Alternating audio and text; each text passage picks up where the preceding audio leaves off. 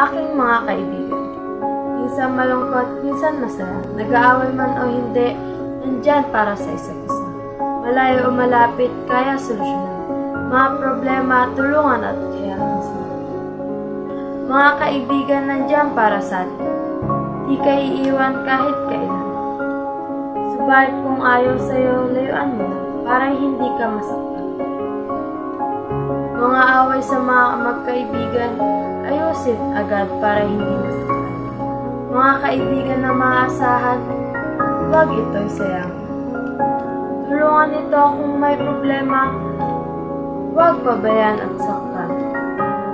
Pag umiyak ito'y samahan para samahan ka rin pagkailangan.